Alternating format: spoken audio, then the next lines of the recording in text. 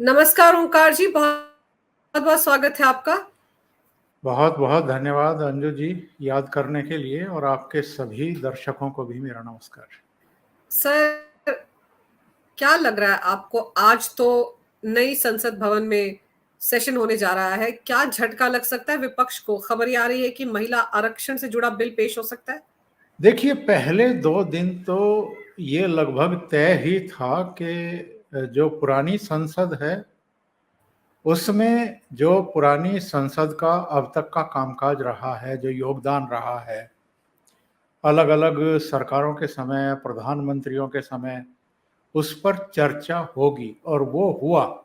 पहले दिन यही हुआ। प्रधानमंत्री नरेंद्र मोदी ने जवाहरलाल नेहरू से लेकर के लाल बहादुर शास्त्री, इंदिरा गांधी, मोरारजी भाई, चौधरी चरण सिंह और जो बाद के प्रधानमंत्री थे उनका भी उल्लेख किया। उनके समय जो जो कामकाज हुआ या जो इस तरह की चीजें हुई, जैसे उन्होंने इमरजेंसी की चर्चा की और कुछ और ऐसी चीजों को याद किया, तो ये ऑब्वियस था। एक्चुअल में हम लोग पहले ही इस पर अपना प्रोग्राम बना करके आशंका जाहिर कर चुके थे कि अगर पुरानी संसद के कामकाज की समीक्षा होगी, उसकी उपलब्धियों और अनुभवों और जो सीख है उस पर चर्चा होगी, तो कुछ चीजें ऐसी हैं जिन पर प्रधानमंत्री अपने ही तरीके से, जो उनका तौर तरीका होता है, बिना मतलब सीधे कुछ कहे हुए वो कांग्रेस पर वार करने से नहीं चूकेंगे, और वैसा ही हुआ। इमरजेंसी का जिक्र उन्होंने कर ही दिया, और कांग्रेस के जो नेता हैं वो एक्चुअल में क्या है कि इस चीज को लेकर के इतना ज्यादा डरे रहते हैं कि राज्यसभा में मल्लिकार्जुन खड़गे ने कहा कि साहब, ये कहा जाता है कि 70 साल में कुछ नहीं हुआ, देखो 70 साल तक हमने लोकतंत्र को बनाए रखा। मतलब सफाई देने पर आमादा हो जाते हैं, क्योंकि लोकतंत्र की हत्या अगर किसी ने की है तो इंदिरा गांधी ने की है। उन्होंने तो सीधे सीधे इमरजेंसी लगाई थी, और जो डेमोक्रेसी है, जो डेमोक्रेटिक राइट्स हैं लोगों के, सिविलियंस के, वो एक तरीके से निलंबित कर दिया था। जो काम पाकिस्तान में होता रहा पाकिस्तान के निर्माण के बाद से, वही काम तो इंदिरा गांधी ने हिंदुस्तान में किया था 1975 में। और ये 21 महीने बाद भी नहीं उठती इमरजेंसी अगर पश्चिमी मीडिया ये कहना शुरू ना करता कि नेहरू की बेटी ने जो है वो लोकतंत्र समाप्त कर दिया भारत में। इससे बड़ी बदनामी और शर्मिंदगी थी इनको, इसलिए इन्होंने इमरजेंसी उठाने के रास्ते तलाश करने शुरू किए। खैर, वो एक अलग किस्सा हो जाएगा, पर मेरे कहने का आशय ये है कि ये जो पहला दिन था, ये तो एक तरीके से जो 7.5 दशक की यात्रा है उस पर रोशनी डाली प्रधानमंत्री ने, और जो उनका एक तरीका होता है उसके अनुसार ही वो एक जगह थोड़ा सेंटिमेंटल भी हुए, थोड़ा सा रुआंसा भी हो गए, और सबका योगदान उन्होंने रेखांकित किया। इनमें मीडिया भी है, पत्रकार भी हैं, कि भाई बहुत सारे पत्रकार ऐसे हैं जिनका लगभग सारा पत्रकारिता जीवन जो है वो संसदीय रिपोर्टिंग में ही बीता है, और उनके पास भी बहुत सारे किस्से कहानियां हैं। लेकिन बाद में हमने देखा कि जो कांग्रेस है या दूसरे दलों के नेता हैं वो जिस तरीके से बोले हैं, मतलब आप तुलना करने अगर बैठ जाएं प्रधानमंत्री नरेंद्र मोदी के भाषण की और उनके भाषण की, तो जमीन आसमान का अंतर होता है। मतलब वो एकदम कहना चाहिए कि पेट्रियोटिक, और तमाम जो मुद्दे हैं उनको जिस तरीके से उन्होंने रखा, वो लगता है कि हाँ, देश के नेता ही बोल रहे हैं।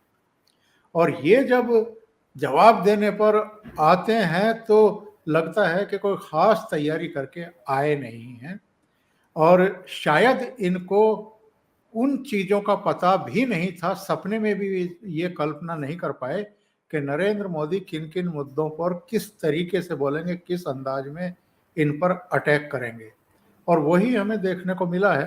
तो पहला दिन तो पुरानी संसद की महिमा में गया, मीमांसा में गया, समीक्षा में गया। दूसरा जो दिन रहेगा वो चूंकि दोपहर बाद शुरू होगी कार्रवाई, तो दूसरा दिन भी जो नई संसद है उससे रिलेटेड चीजें ही होंगी।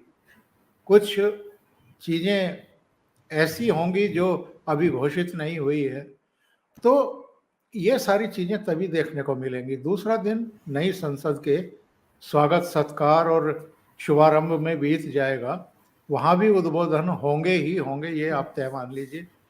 फिर जो 3 दिन बचेंगे उन 3 दिनों में होगा जो भी कुछ होना है। और मेरा ये मानना है कि शुरू के 1.5 दिन में जो इन्होंने विधायी कार्य अभी तक सामने रखा है, 1.5 दिन में, पौने 2 दिन में, वो सारा कुछ होगा। चौथे दिन की जो कार्रवाई होगी उसमें संभवतः वो जो सरप्राइज एलिमेंट होता है प्रधानमंत्री नरेंद्र मोदी का, उसका खुलासा हो जाएगा। और अंतिम दिन मुझे लगता है कि जो भी उनको करना है, क्योंकि उन्होंने जो मीडिया से एक बात करने की परंपरा होती है जब पार्लियामेंट पहुंचते हैं प्राइम मिनिस्टर, तो उन्होंने कहा कि ये सेशन छोटा जरूर है लेकिन इसमें बहुत बड़े और ऐतिहासिक फैसले होने वाले हैं। तो जो 8 विधेयक उन्होंने बताए हैं वो तो कुछ ऐसे ऐतिहासिक और बड़े फैसले नहीं है। चुनाव आयुक्तों से संबंधित कानून बन रहा है, उसको मान लीजिए, बाकी तो ऐसा कुछ खास नहीं है। फिर वो खास क्या है? क्या महिला आरक्षण है? और महिला आरक्षण पर इसलिए चर्चा चल रही है कि जो नई पार्लियामेंट बनी है इसकी सीटिंग कैपेसिटी जो है वो 1250 के आसपास है। तो ये चर्चा चल रही है कि कहीं ऐसा ना हो, क्योंकि महिला आरक्षण हो क्यों नहीं पा रहा था उसके बेसिक्स भी हमें और दर्शकों को समझना चाहिए। 33% सीटें जब आप आरक्षित करते हैं महिलाओं के लिए, इसका मतलब ये है कि आप 33% सीटें अब तक उस पुरुष समुदाय से छीन रहे हैं जिसकी मानसिकता सामंती है, जो महिलाओं को आगे नहीं आने देना चाहते हैं। एक आध बार ये जो विधेयक था ये आगे बढ़ाने की कोशिश की गई, तो हमने पार्लियामेंट के वो सीन देखे हैं जब विधेयक की प्रतियां फाड़ करके उड़ा दी गई थी कबूतरों की तरह, और इतना हल्ला किया गया था कि वो चीज आगे बढ़ ही नहीं पाई। तो पुरुष जो हैं, जो पुरुषवादी एक सामंती सोच है और व्यवस्था है, उससे आप इनकार नहीं कर सकते। ठीक है, आपके यहाँ प्रधानमंत्री भी महिला बन चुकी हैं, राष्ट्रपति भी 2 बार बन चुकी हैं, एक बार प्रतिभा पाटिल और अभी द्रौपदी मुर्मू हैं, पर हमें यह स्वीकार करके चलना चाहिए कि अभी भी जो आधी आबादी को उनका हक मिलना चाहिए, जो सम्मान मिलना चाहिए, अभी कोसों दूर है, उनसे दिल्ली बहुत दूर है। आपने नीचे पंचायतों में कर दिया, लोकल बॉडीज में कर दिया, दूसरी जगह कर दिया, ठीक है, लेकिन विधानसभाओं में ये व्यवस्था करते हुए आपकी ना निमरती है। संसद में कितने सालों से ये चर्चा हम सुनते आ रहे हैं, पर महिलाएं अगर बड़ी संख्या में आकर के आपके बराबर में बैठेंगी और एक से एक प्रतिभाशाली महिलाएं आएंगी, क्योंकि महिलाओं के बारे में बड़ा गलत परसेप्शन जो है वो बना के रखा हुआ है इसी पुरुषवादी सत्तात्मक जो एक सोच है उसने। अभी देखा होगा आपने भी अंजू जी, प्राइम मिनिस्टर जब इसरो केंद्र गए थे तो कितनी बड़ी संख्या में वहाँ महिला वैज्ञानिक हैं और उनका उन्होंने सम्मान किया, और उन महिलाओं को ने भी बाद में इंटरव्यूज वगैरह दिए। उन्होंने कहा कि साहब ये पहली बार है इतनी लंबी सर्विस में कि किसी प्राइम मिनिस्टर ने आकर के हमें रिकॉग्नाइज किया है, लेजिटिमेट किया है और इस तरीके से सम्मान दिया है। तो मुझे लगता ये है कि चूंकि पार्लियामेंट में सीटिंग कैपेसिटी बढ़ा दी गई है तो बहुत संभव है कि चौथे दिन महिला आरक्षण का बिल देश के और संसद के समक्ष प्रस्तुत कर दिया जाए। सर लेकिन हमने ये देखा है कि किस तरह से आपने भी याद दिलाया कि कैसे तमाशे होते हैं, वो सबके सब ऐसे हालत में होंगे कि इसका विरोध भी नहीं कर पाएंगे। राज्यसभा में तो ये पास है पहले से ही। जी हाँ, आप बिल्कुल सही कह रही हैं। और अब चूंकि जो विरोध करने वाले दल हैं वो हाशिए पर सिमट गए हैं। आप याद करिए, ये राष्ट्रीय जनता दल था, ये समाजवादी पार्टी थी, मतलब मुलायम सिंह यादव, लालू यादव, ये इस तरह के लोग थे। कुछ और लगे हुए थे, वो उकसाते रहते थे पीछे से। अब तो कांग्रेस कह रही है आगे बढ़कर के, सर्वदलीय बैठक में कांग्रेस की तरफ से कहा गया, क्योंकि कांग्रेस को भनक है इस बात की कि नरेंद्र मोदी का जो सरप्राइज एलिमेंट हो सकता है वो महिला आरक्षण बिल हो सकता है, तो उनको भी थोड़ा बहुत श्रेय मिल जाए कि देखिए हमने मांग की थी, इसलिए महिला आरक्षण विधेयक जो है वो मोदी सरकार पेश करने और पारित कराने के लिए मजबूर हो गई। ये दावेदारी करने के लिए कांग्रेस ने जो है सर्वदलीय बैठक में इसकी मांग की है। कुछ और दलों ने भी मांग की है कि जी हम सर्वसम्मति से इसको पारित कराने के लिए तैयार हैं। तो राज्यसभा तो ऑलरेडी उस पर मोहर लगा चुकी है। अब लोकसभा की मोहर जो है और लग जाएगी, तो उसके बाद व्यवस्था हो जाएगी।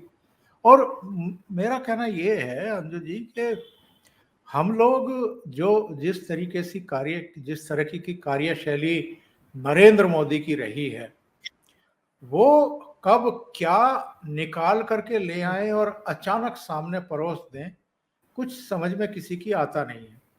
उनके जो आसपास के 2-3 मंत्री हैं, बस उन तक वो चीजें पहुंचती हैं, या तो अमित शाह तक, या जो विधि और न्याय मंत्री, क्योंकि उनकी सलाह ली ही जाती है हर विधेयक पर कि भाई आप अपनी राय दीजिए।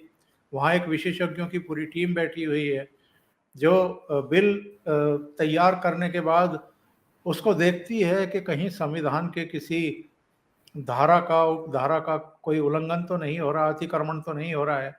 जब उसकी मोहर लग जाती है उसके बाद उसको प्रस्तुत कर दिया जाता है। पहले कैबिनेट की मोहर लगती है, और आज कैबिनेट की बैठक संभवतः हो रही है या हो चुकी होगी।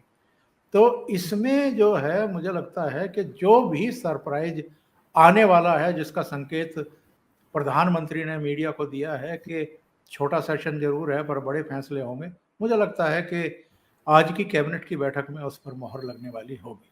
सर, और जिस तरह से प्रधानमंत्री मोदी ने मीडिया की तारीफ की है, तो सीधा सीधा वो कुठाराघात उन लोगों पर है जिन्होंने अभी हाल ही में 14 एंकर्स पर बैन लगाया है, और सुना है कि उनकी लिस्ट में कुछ और लोग भी हैं जिन पर हो सकता है कि वो बैन लगाने का ऐलान करें या उस लिस्ट को विथड्रॉ कर लें।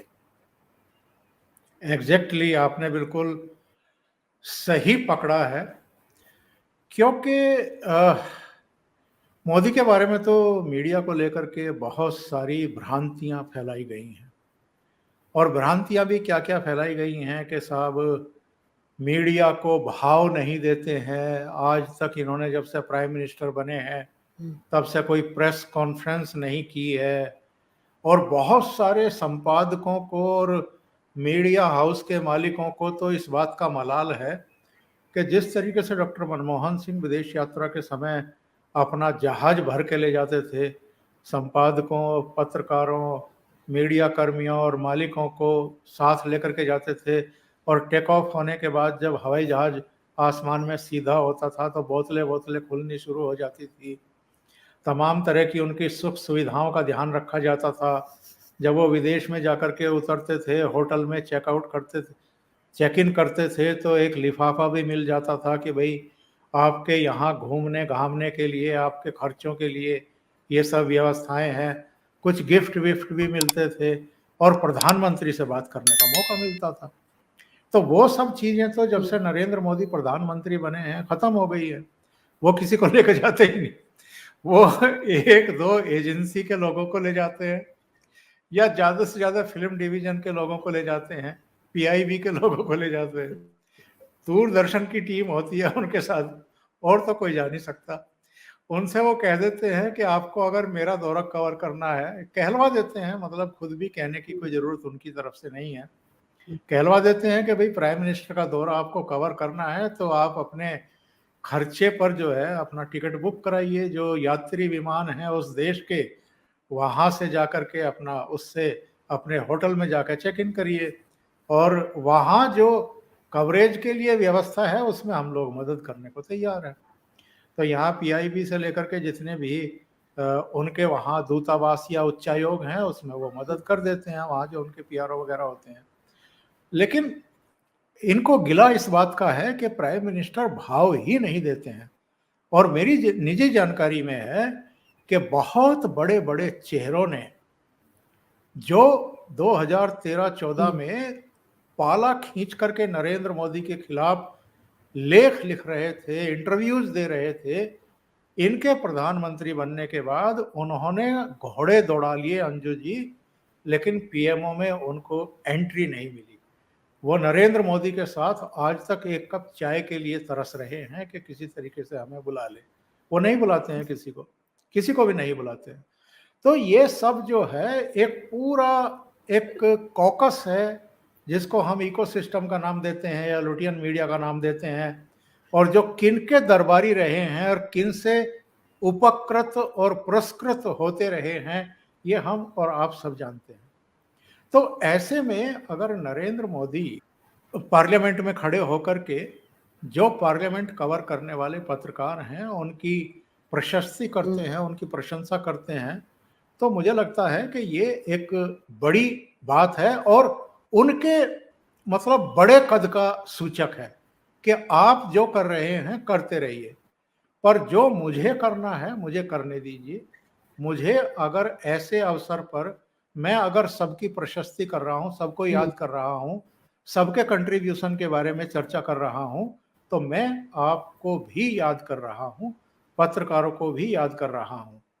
तो उन्होंने अपना काम किया है और जो बात आपने कही है बिल्कुल सही है।